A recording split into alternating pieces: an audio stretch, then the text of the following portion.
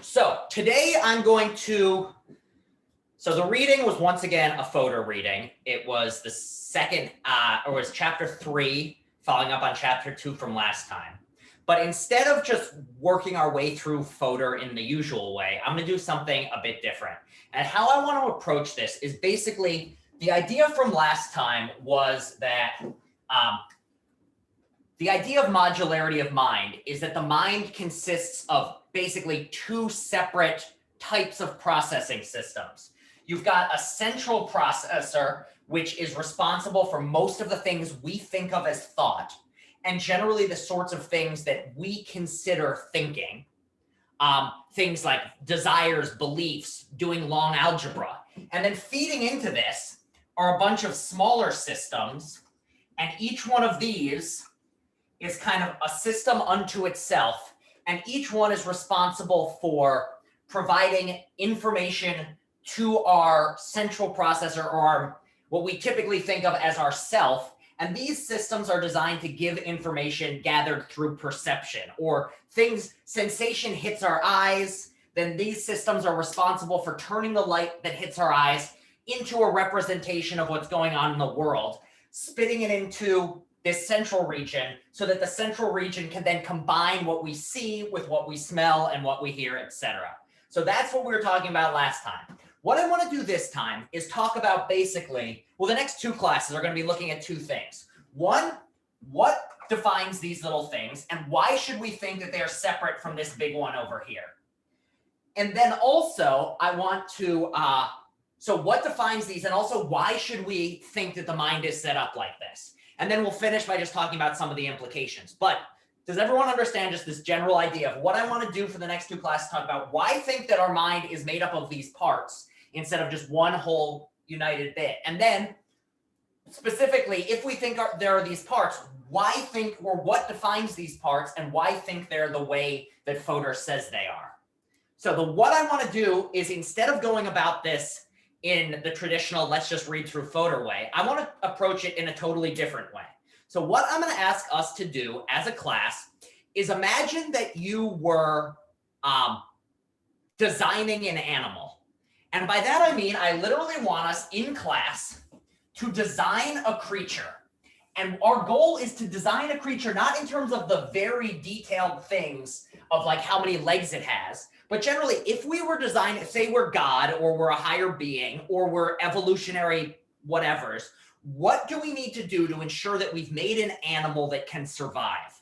And the reason I want to do this is that in the background of this whole idea of modularity is, if one is designing a creature that would be able to survive, evolve, and get to where we are today as a species, it would likely have a mind that's modular, and for very specific evolutionary reasons. So I want to work through this kind of thought experiment together of just why think that the mind is modular. Well, it looks like a modular mind would give a very nice explanation, or would allow a species to get to the point we're at today. And if you didn't have a modular mind, it's less likely that that would be the case. So let's just really open it up. What if we were designing a creature, what would we want our creature to be able to do? So like, I'll just put up a first one. Move around. If your creature stays in one spot, it's going to be hard for it to do things. Conrad. Communicate. You're going to want it to probably be able to communicate. So you're going to want your creature to be able to communicate with other members of its species or other things. Gavindra. Have the instincts to survive. So what would those entail? So what sorts of instincts are we talking about? Because that's spot on. Okay, maybe breathing. So breathing, yeah. Getting resources, breathing. We have another one of hunt or scavenge. So gather food. What else does our creature need to be able to do? Reproduce. Yeah, it's going to need to reproduce.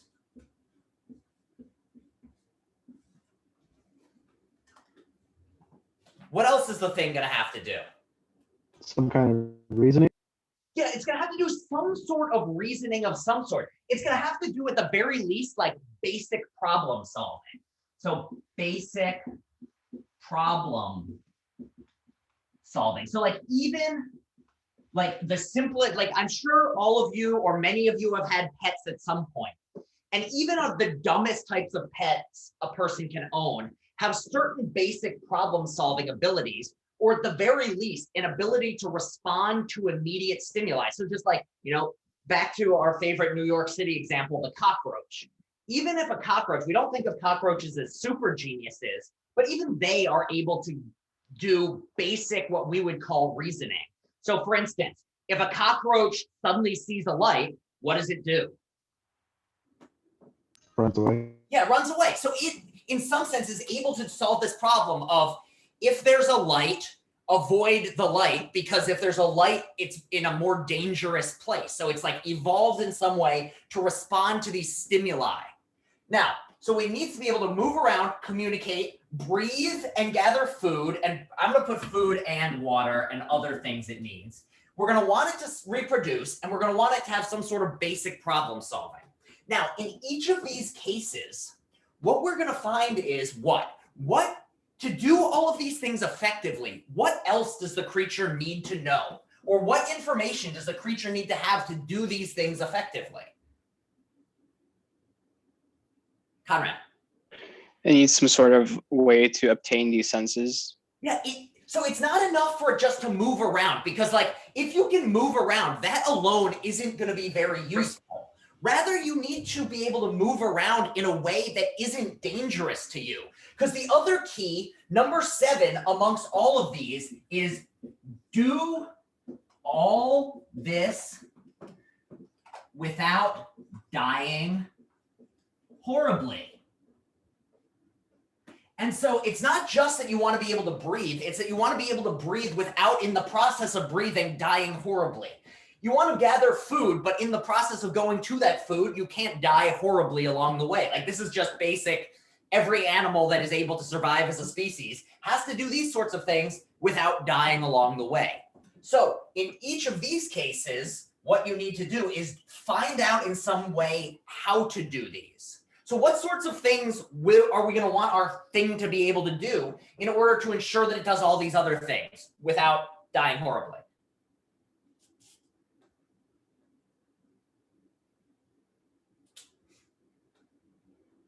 Needs organs of some sort. Okay, so it's going to need the organs to do each of these things. So let's just assume that each of these comes with lungs, stomach, reproductive organs. I'm just going to put etc. Brain. And then what sorts of specific other organs are, so legs or whatever, sound maker. So each of these are directly tied in, but what other types of organs is it going to need? Give me an example here of something else it's going to need if it's going to do any of these other things very well. Brain. Say that again. A brain. So it's going to need a brain. So one thing it's going to need is the brain to bring all of the control and do all of these other things. But a brain alone is still not going to be enough. So I'll put brain here with this one.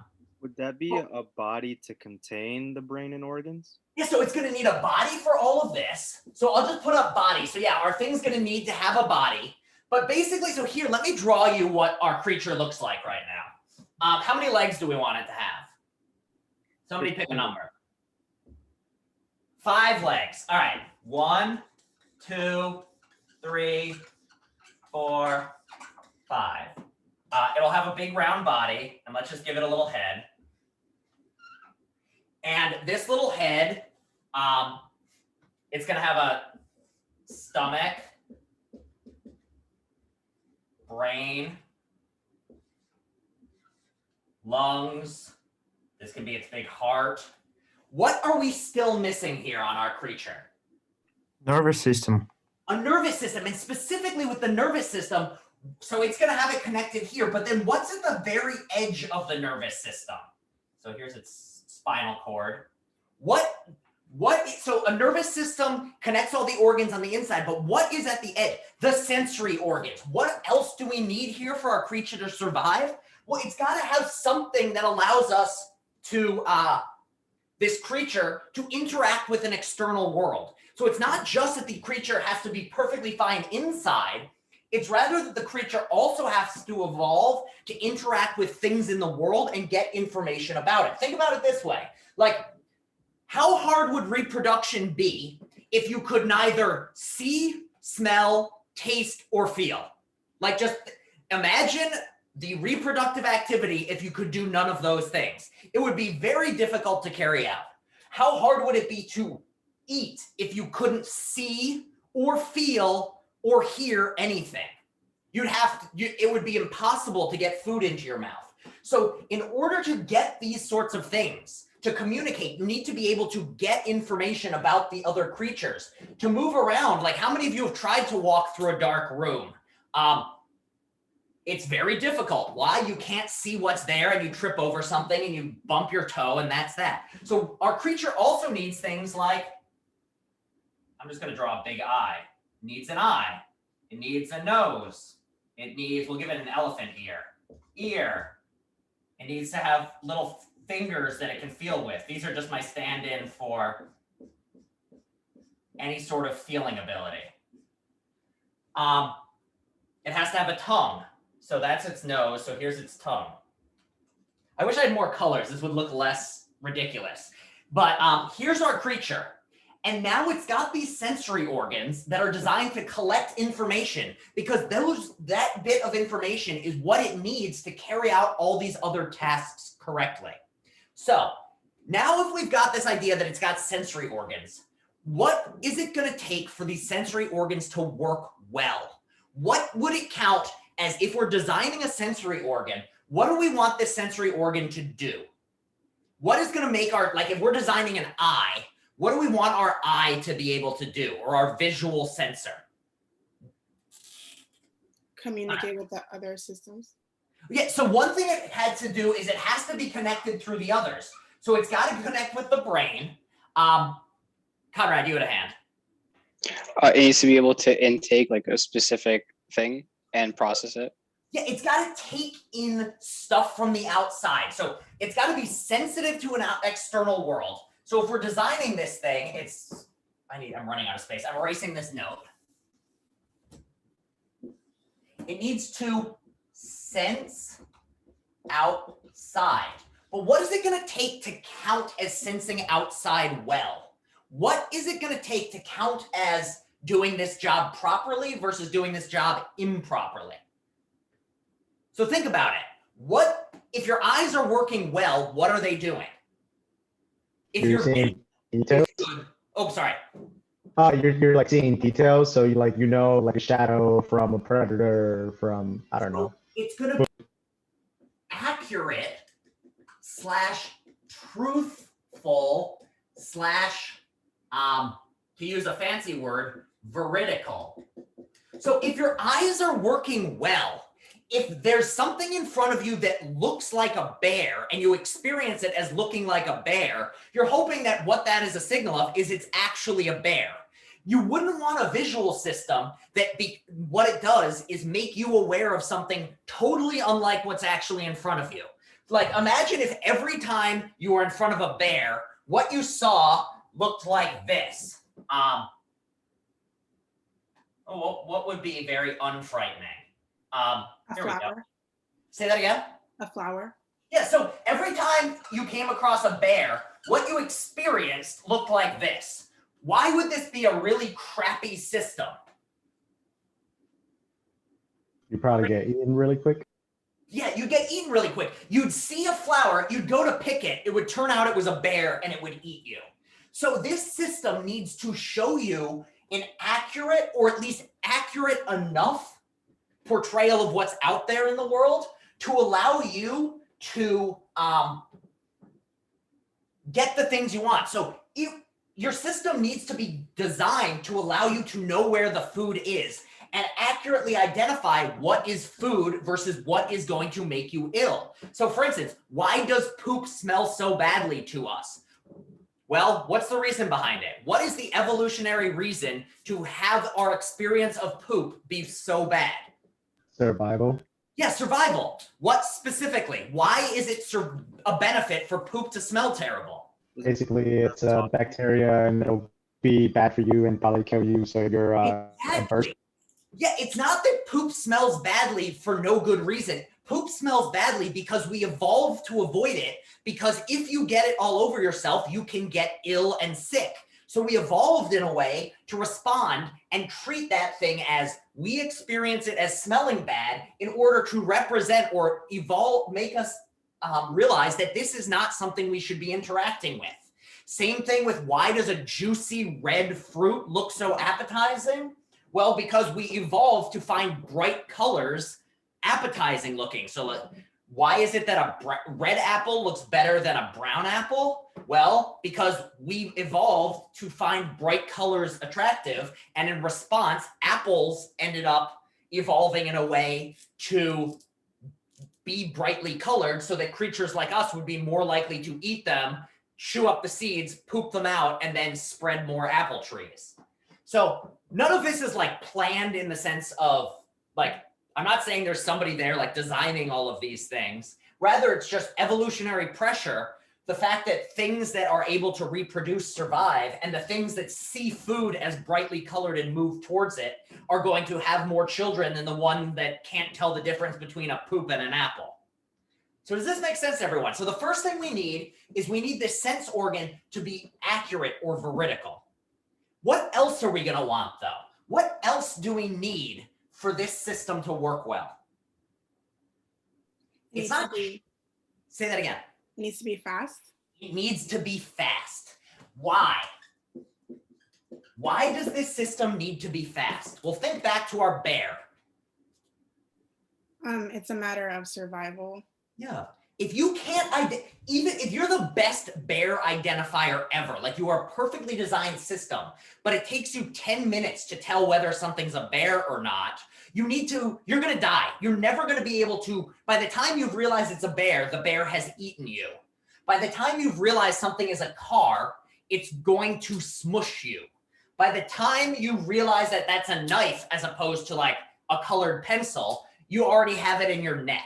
So as Ryan said, you need to be able to react to danger quickly. Or on the other side, if you're trying to get something good, and specifically as an animal that evolved in a lot of ways to eat meat, if it takes you forever to notice that something is like there's an animal there, by the time you're ready to stab the animal to eat it, it would be far, far away. So the idea is we need our sensory systems to give us accurate pictures of the outside and do it quickly.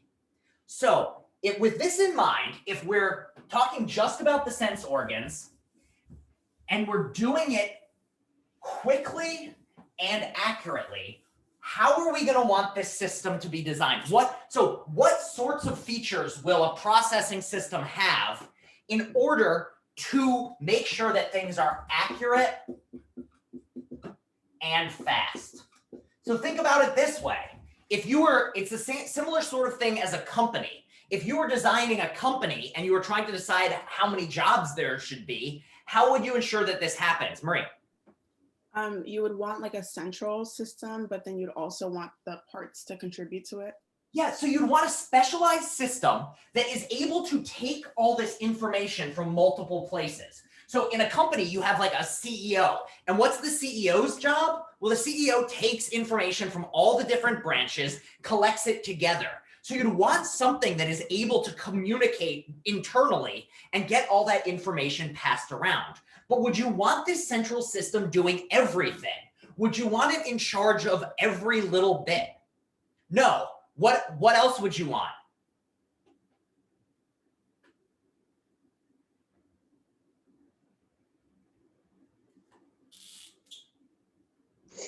A secondary system Specifically for other needs. Yeah, you'd want at least one secondary system. And what would this secondary system be like? So if this CEO you'd want it to be pretty good at big picture reasoning. So what is the job of a CEO in a company?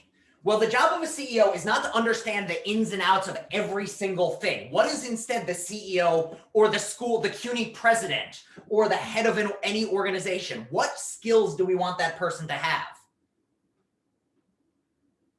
They take the information and make sure that everything processes properly.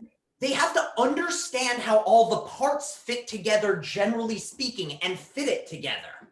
Now, this other systems, what do we want those systems to be like? If we're saying there's other systems that communicate with this upper level, what are these smaller ones like? Do they understand the whole picture? No, No, they're but more they follow the specialized. CEO. Yeah, we're gonna want specialized systems. So think about it this way. If you're like any sort of company, any sort of machine, you want specific things that are really, really good at doing particular jobs. Why? Why do you want them specialized? Well, who's gonna fix your toilet better? The plumber who's really been specializing and knows plumbing inside and out, or the general contractor who knows how to do some plumbing and some electrical and some foundational stuff? Well, which one are you going to want to fix your toilet as quickly as possible? The plumber. Yeah, you want a plumber, you want a specialized person. In the same way, who you don't want the person who just kind of understands everything a little bit. You want someone who's spent a lot of time. Same with doctors. A doctor is not an expert in every field. They are a doctor in medicine or a doctor in whatever else. So in that medical field, that they are the specialists who you want working on it. So in the same way, if we were designing a system that was designed to be accurate and fast, and the reason why you want a doctor working on this is they're going to judge your medical condition quickly, and they're going to judge it so very fast and very accurate. So contrast that with you do your own research on the internet. Well, it'll be pretty fast, but it's not going to be accurate because WebMD will always lead you to the conclusion that you're dying. That's the great thing of WebMD. Whenever you look up what's wrong with you on WebMD, the conclusion is you have terrible something and you're dying. So just avoid WebMD most of the time. It just causes you stress. Unless it's like, I guess, a paper cut, like what to do about a paper cut. Then you can look at WebMD. But it'll also lead you to the conclusion that you have gangrene and your finger is going to fall off. But anyway, so yeah, you're going to have these specialized systems that can do it quickly. Now, also, why is a specialized system going to be more accurate? What is it about the specialist that makes them work more accurately? So one thing is they have the knowledge, but you could, in theory, teach the CEO everything that the doctor, or the CEO everything that the, imagine we're at like a computer company. You could, in theory, teach the CEO everything that the computer programmers know, in theory. But what is it about the computer programmers that allows them to be so fast? It's not just that they have the knowledge. They can focus. They can focus. And why can they focus? What is it that allows them to really stay focused? A sense of purpose. There's a sense of purpose, and there's not a lot of other things going on at the same time.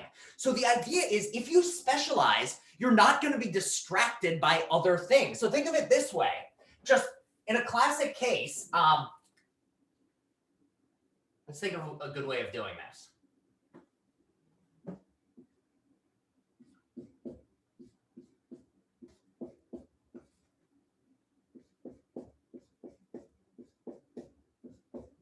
So there are 8 things up here. How long does it take you to find the circle? Second. It's like pretty damn quick. If I were to put up 3,000 more stars up here, how long would it take you to find the circle?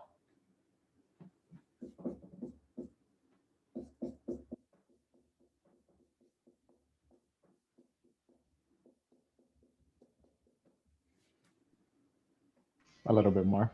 Yeah, it's going to take you more. And basically, the more information you have, the less you're going to be able to identify the really crucial things. So what you want with a specialist is somebody who's going to ignore all the other possible things going on and just stay focused on what really matters at that time. So that's, if this is the way any system works, why not think that a creature's nervous system, and specifically its sensory system, would be designed in the same way? Instead of having a big central CEO type processor that's in charge of every little detail, You instead think of it as you have one CEO type processor that's in charge of taking information from every single little bit and being very flexible and thinking in creative ways and combining this information. And basically with this system, you'd want it to be able to access anything possible. You'd want it to have, like, you never know in creative thought where your inspiration is going to come from. So a CEO, they might not, you don't want them like, if you're trying to like make new business deals, you don't want to tell them you can't do a business deal with this group or that group, or don't draw on this area for inspiration. You want them to have as many options as possible. So you're going to want a central processor that's able to consider tons of information from many different areas. But at the same time, if that same system was in charge of getting immediately necessary information out of the world, that system would not give you the information about the world fast enough for you not to get eaten by a bear. So it seems like an ideally designed system would be one in which there's a centralized processor that's in charge of collecting information from all the different senses and combining it in these general reasoning, and then smaller systems that are designed to process just very specific types of information very quickly. And they're able to do it quickly in large part because they only focus on that one type or that small amount of information. It's like if you have to do just math all the time, you're going to be really good at doing math. You're not going to be good at all the other stuff, but you will get the math done faster. So does everyone understand just like this general like evolutionary reason to think, like if we were designing a creature, or if evolution were designing a creature, we'd end up with a creature. A good design would be one with these specialized input systems that take the external world information, process it very quickly, and then spit it to the central processing to figure out what to do. And it would do it.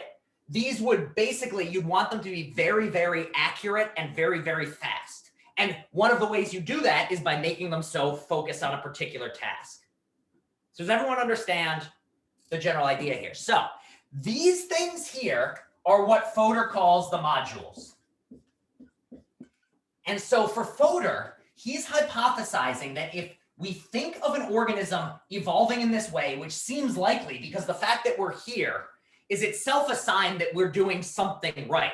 An organism that never saw things correctly never would have gotten to the point that we're at now. We never would have been able to, invent Zoom or talk to each other across tens of hundreds of miles. So there's a good chance that we are a well-designed system, and therefore it's a good chance that we have a system that's designed like this. Now, so that's the general background. He doesn't explicitly talk about this in this chapter, but it's kind of in the background of the whole thing. So now what I want to do is talk about what each of these particular things, what the features we'd expect them to have are, and then look at the evidence that is in chapter 3 that Fodor gives, saying, and if you actually look at how the human mind works and how we process perceptual information, it seems to bear all the hallmarks of a system that is a specialized input system. So does the general gist of what we're going to do now make sense, like how it fits in with all the other stuff? All right. So I'm just going to write down each of the things that Fodor says, and then we will work our way through them. Should I leave our animal, or should I just erase it so we have more room? I don't think I need the space right now. So, and because I'm running on too few laptops, I have to pull up the list on my phone so I don't miss one. Okay.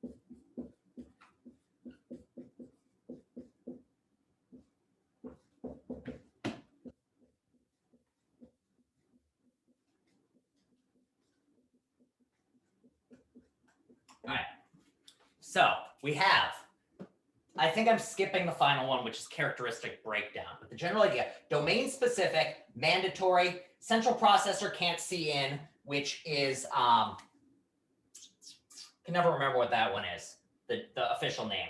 Encapsulated, which is central processor can't affect what's going on inside. The system will process quickly, it'll have a shallow output, and it has a fixed neural architecture. Now, these are fancy terms, and what I want to do now is just talk through what each of them mean, and then why, and we'll do it one at a time. I don't know how many we're going to get to today, but what we're doing next class is just finishing this list. So what I want to do then is talk about with each input process, like each system designed to provide central information or central processing, your thinking bit with information about the world. Why would it have each of these features? And why is there evidence that the systems we actually have, like vision and sound and language processing, actually have these features? So what would it mean for something to be domain specific? What is something that's domain specific? Anyone have any ideas? Well, what's a domain? Location. Yeah, it's a location or an area you control. Or so it's the thing you're interested in. It's like your area that you have interest and things in. So what does domain specific mean? So what would specific mean in this sense? What is something that's specific? Or what's the opposite of it? Like general? Yeah, general. So domain specific would mean these systems are focused specifically on just a particular area. And what we find is that this seems to be the case. So for instance, what are the main systems that we think of as providing, like what is the candidate for having a module associated with it? What are the things we do? And I'll give you a clue, we talked about it last time. What are the things we do that it's likely that there's a module associated with? So I'll just put up the first one, vision. Why? Well, this is one of the main ways we get information about the outside world. What are our others? Ears. Yeah, hearing. What are the others? Ability to touch. Yeah, feel. touch. I'm literally asking you what the senses are. Come on. No. Smell, and what's our last? Taste. Taste. And then we're also going to throw language in. And why? Well, it looks like language has a lot of these features. But these are the ones. So when you think about this, most of these things are focused on a very specific area. So why would you say that vision is domain specific? Well, what is the domain of vision? What does it work with? What can it do and what can't it do? What are your eyes capable of and what are they not capable of? They can see light, but they can't like see sound waves. Yeah, your eyes they only deal in light. They only deal in light and things associated with light. Can your eyes, how many of you have ever heard through your eyes? This is a way of asking, first off, is anyone here does anyone here have synesthesia, which I can never say? But most of us cannot see sound. Most of us cannot feel color. Why? Well, because each of our organs is designed to deal in a very specific sort of input. And why would this be the case? Well, for exactly the reason we talked about before. If you've got an eye that's only focused on light, it's able to just focus on that, ignore anything else, and work quickly. So that's the first thing. It works very, very domain specific. Now, there's also even evidence that it's not just that these modules are designed to focus on a particular sort of input.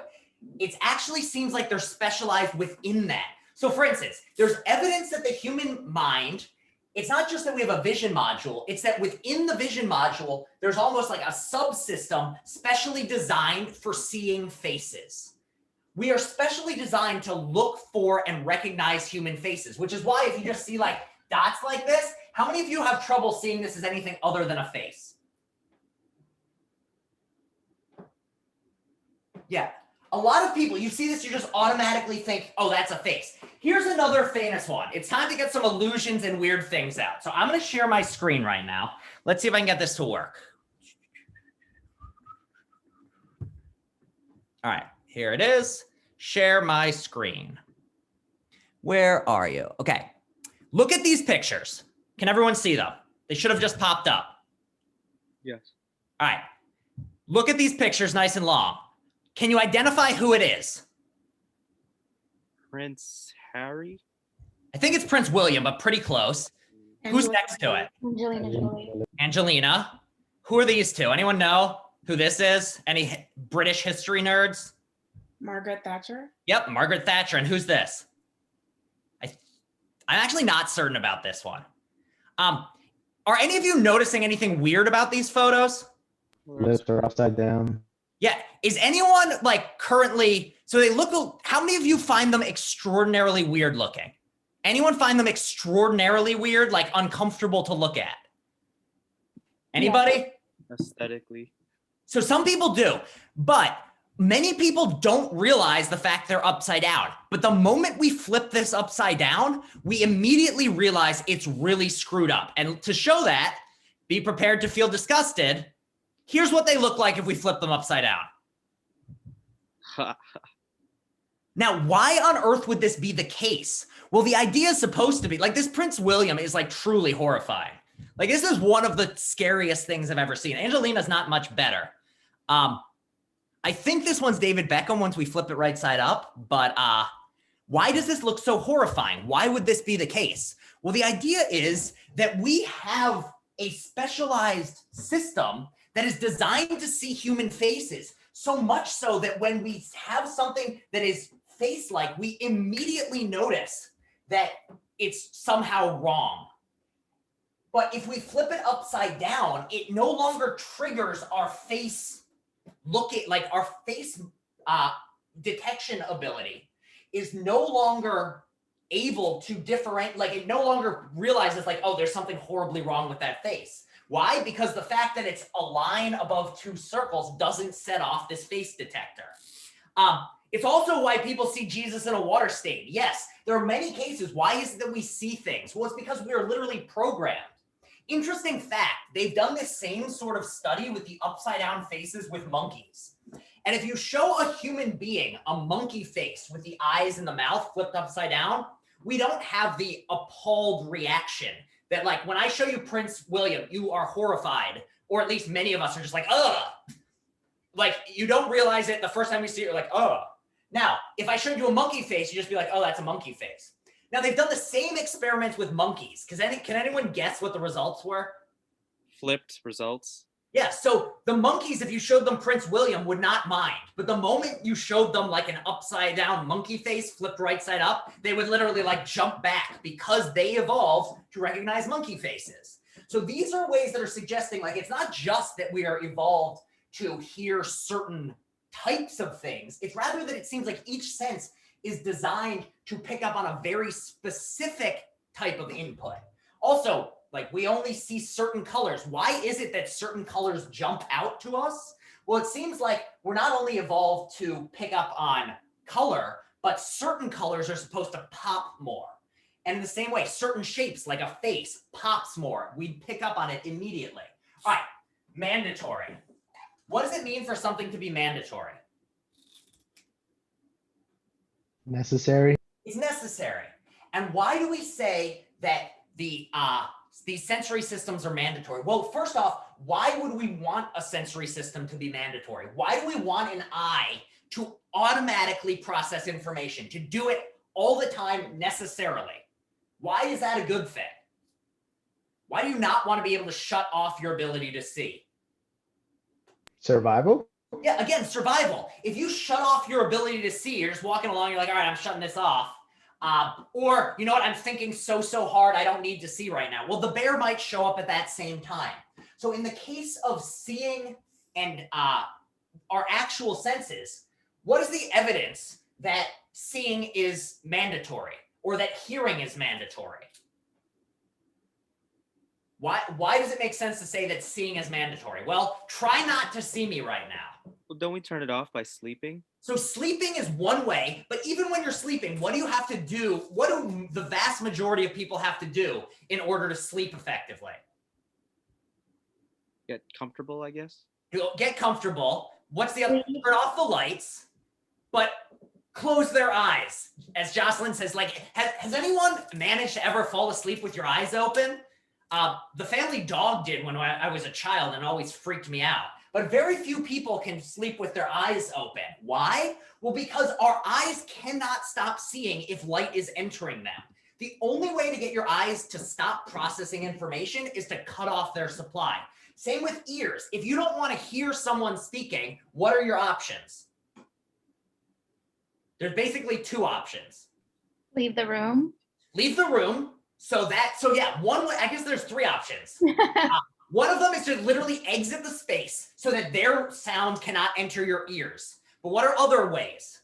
Destroy your eardrums. Yeah, you could destroy your eardrums or just do something that prevents, like blocks that noise out. So one thing you could do is destroy your eardrums. Another, to some effect, this works, like blah, blah, blah, blah. But it's never just this. It's this plus going blah, blah, blah, blah, blah.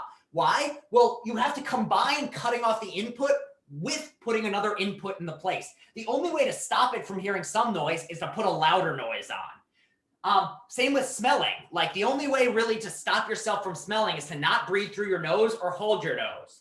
Like that's why we do it. Same with touching. Like unless you like have laid on your arm and cut off the blood supply, you're not going to be able to stop feeling.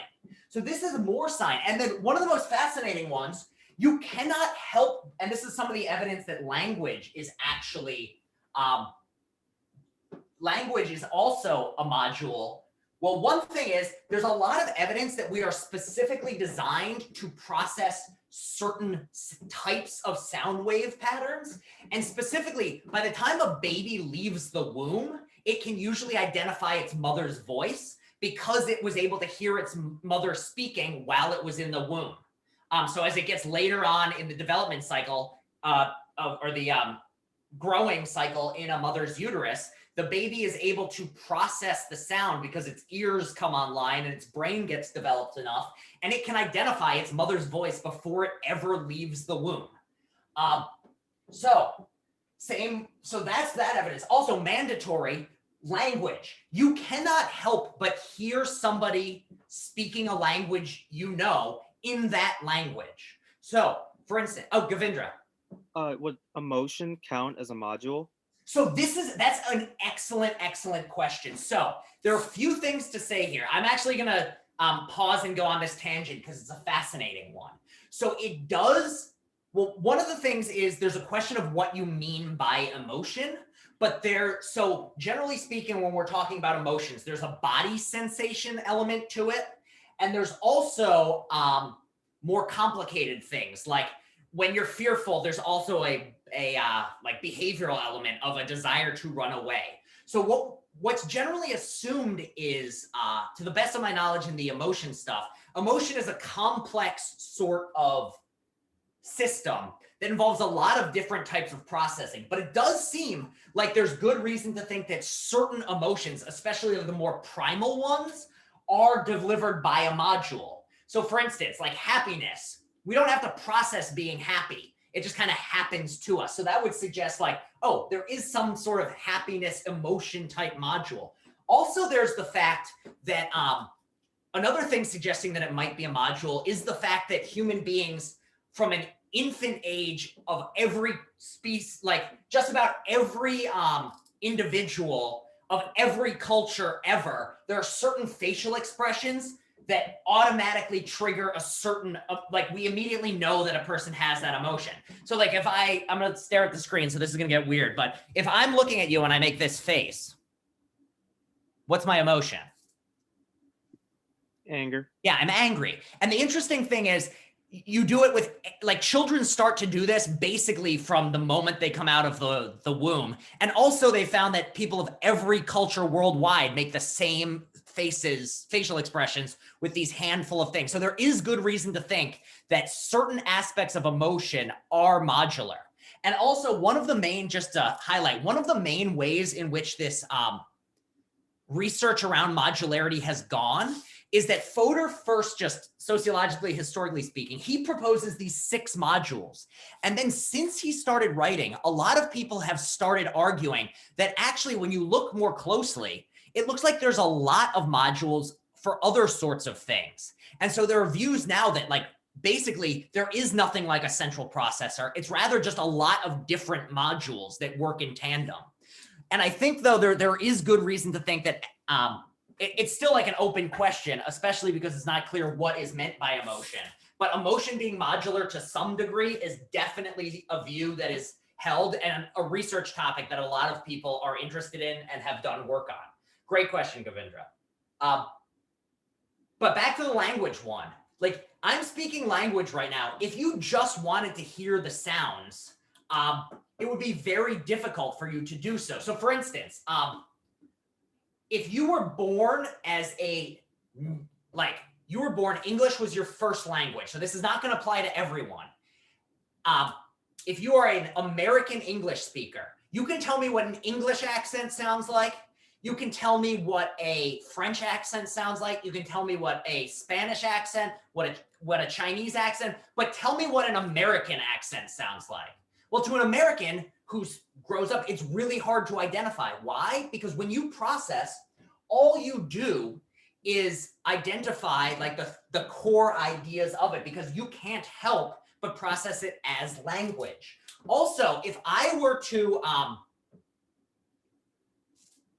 I don't want to force anyone to do this, but for instance, let's go with Spanish speakers. How many Spanish speakers do we have?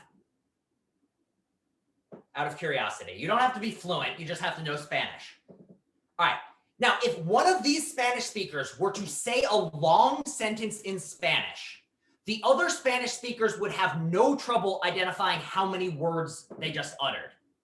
So, however, those of us who don't speak Spanish will have a very difficult time even telling where one word started and another word ends. So do any of our Spanish speakers just want to say a sentence of Spanish and we can demonstrate how the other Spanish speakers will have no trouble identifying how many words were said, while those of us who don't speak Spanish are going to be clueless? I volunteer. Okay. You want to just, I don't care what it is because I don't speak Spanish. You can curse me out if you want, just to demonstrate. Los perros son mejores que los gatos. So for those of us Spanish speakers, how many words did Alan just say? 7. 7. That was very easy for you to identify. For me, those of us who don't speak Spanish, did you easily identify how many words? I counted like 5-ish. Did anyone else have this? Yeah, 5-ish. Why? Well, our brain is literally not programmed to understand Spanish. So it looks like language systems in the same way. If you are somebody who knows Spanish, you cannot help but hear the correct number of words. In the same way, for all of you, you cannot help but hear English as English. For those of us who don't speak the language, it's almost impossible for us to know where one word ends and the next begins. And this is another sign that language processing, you cannot help but process language, spoken words as spoken words. The same way, like, I always get car sick when I'm sitting in the passenger seat because the only way to avoid it is if I'm reading, I get sick. And because if I see written language out there on the street, I can't help but see the written words, and then I start reading and then I feel sick. So that's another mandatory one. Now, the central processor can't see in. Now, why would you want this to be the case of a system? Well, if the central processor is looking in, you need to have devoted resources to the central processor taking the time to look in. So like in the same way, you don't want the CEO. How many of you have had to work with your boss standing next to you or looking over your shoulder? Yeah, it's not a pleasant experience. Like as soon as somebody, also, I'm not sure if I'm getting observed this semester, but anytime I get observed, it's just like, I'm immediately like, tensed up. I'm sure many of you have the same experience. It's the same reason why athletes can be really good in an empty gym or in an empty field. And the moment you put an audience there, well, they freeze up. You don't want the central processor looking in, gathering information. You just want to get your job done quickly and efficiently. So in the same way, we'd expect a sensory system like vision to very, very quickly and accurately pick up on information, but most of the information that it's gathering isn't ultimately going to be available to central processing. The conscious mind, or the self, or the big boss of your head, isn't going to know what every bit of information that's collected by your eyes are. Your eyes need to collect this information if they're going to work, and there are ways of teasing out that it has this information, but not all of it is going to be deemed worthy of being sent up to central processing. So let's demonstrate this with an example. I'm about to show you all a picture. I want you all to look at this picture and identify what time it is on the clock. I'm going to give you 5 seconds. All right, is everyone ready for this? You have 5 seconds to identify what time it is on the clock. Everybody ready? 3, 2, 1. Can everyone see the clock? We doing all right? All right, your 5 seconds are up. Stop sharing. All right, what time was it? 1:53, 2:53. I don't actually care what time it is. Here's the question I want to ask you. What color was the 2? Anyone know what color the 2 was on the clock? Blue. We have blue, green, green, yellow, green, blue, green. I honestly don't know. I'm gonna have to look at the picture. So let's share it again. The color was, looks like the 2 is a bluish green. So some of you collected that information, but many of us did not. And even those who knew, there was not 100% certainty. Now, does this mean you didn't see the color originally? No, you had to have seen the color to know where it was on the clock. Like, to identify the time, you had to look at the numbers. So some part of you picked up on the fact that it was a color. It's just that didn't get to your higher cognition. Here, I'm going to give you another one that illustrates the same point. Let's share this one. Where are you? All right. I want you all to answer this question. Did it come up? Yeah. All right. Everyone answer, and then I'm going to close it. All right. You all understood the question well enough to answer. Now, the word how was in there. It was, hi there, how are you doing today? Which letters of the word how were capitalized? Anyone know?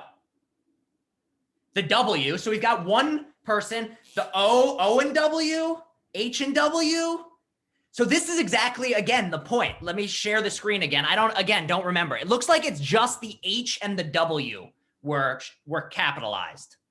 Again, to be able to read this, you had to look at the letters. Like, you couldn't do this if you weren't looking at the letters and processing them. So you had to see what was on the page, or else you wouldn't have known this was the word how. So on some level, you saw that it looked like this.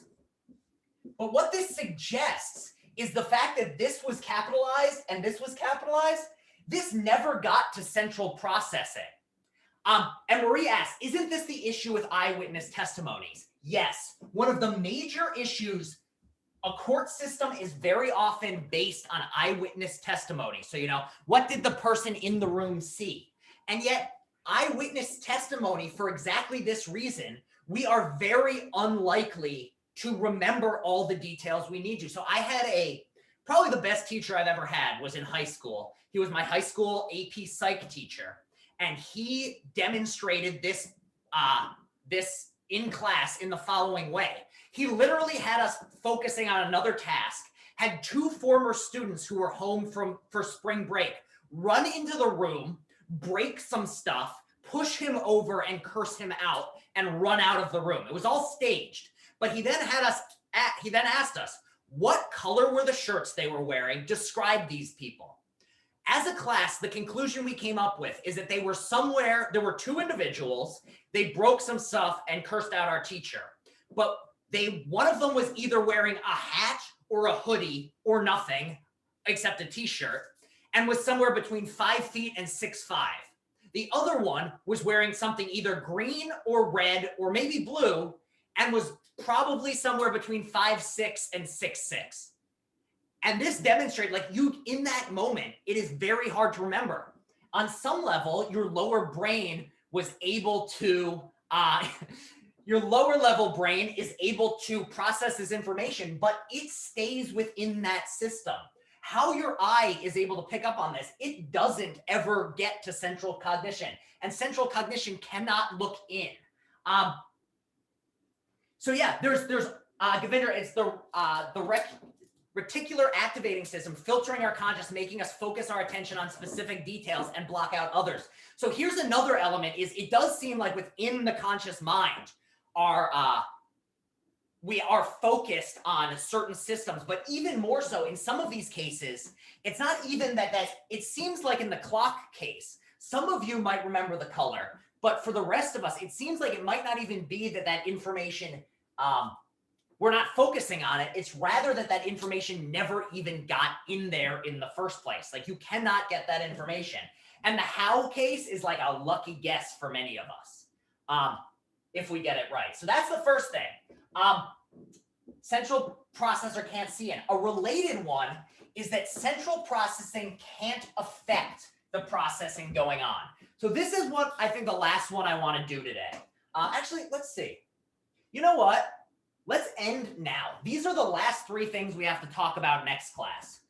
So what I want to do next class is we'll talk about the central processor not being able to see in, and then we'll talk about it being fast, shallow output, and fixed neural architecture, which will not take the whole class. So we'll end early on Wednesday as well. But this one is going to be the most fun to talk about. So I want to save it for next time so we have more time to talk about it and focus on it. And it's basically just going to mean looking at a bunch of illusions. And optical illusions are fun.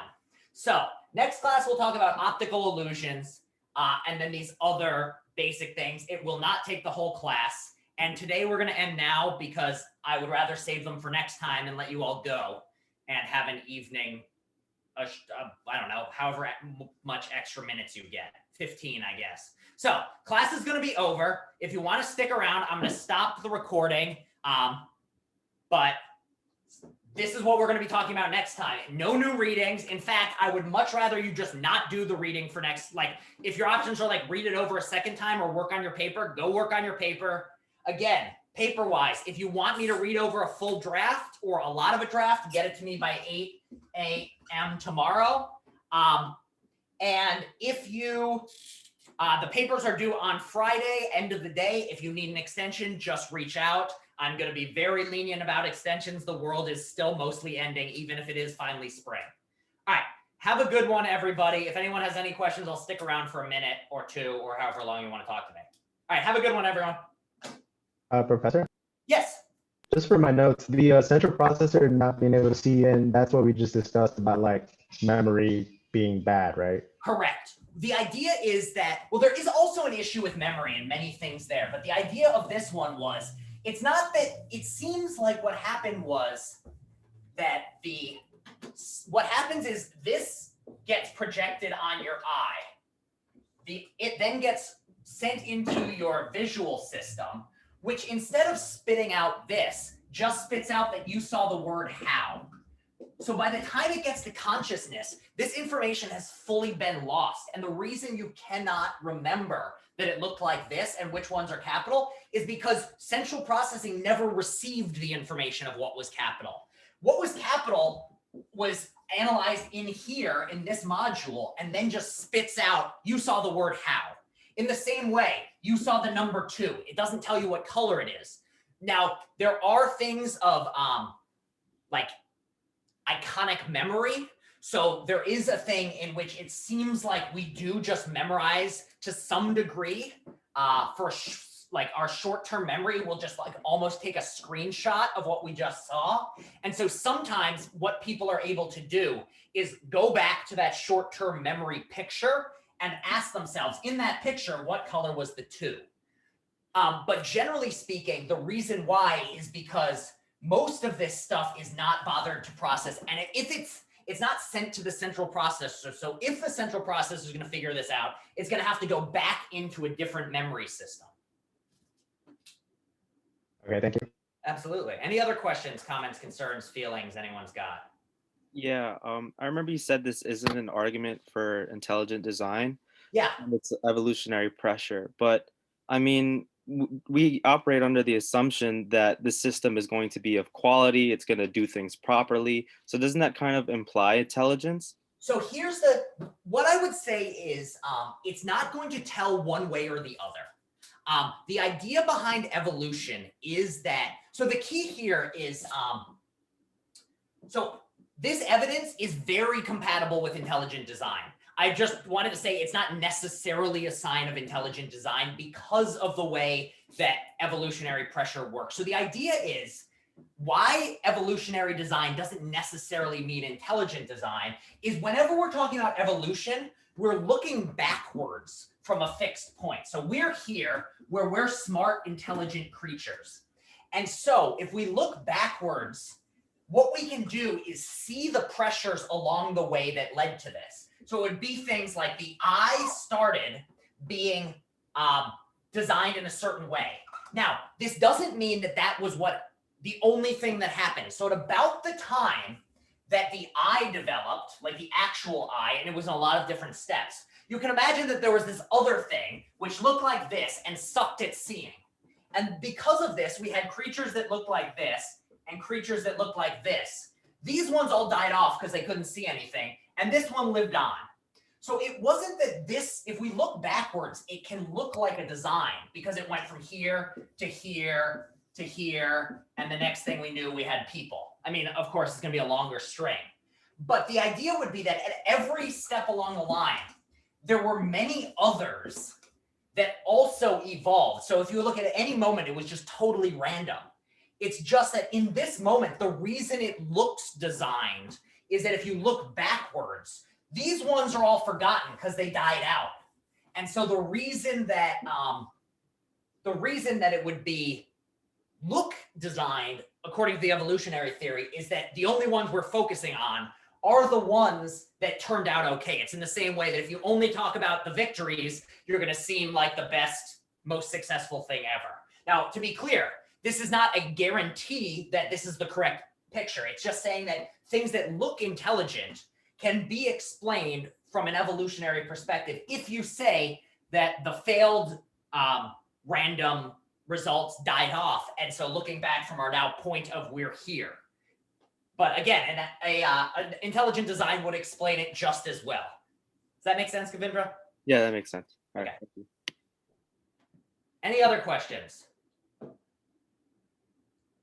right.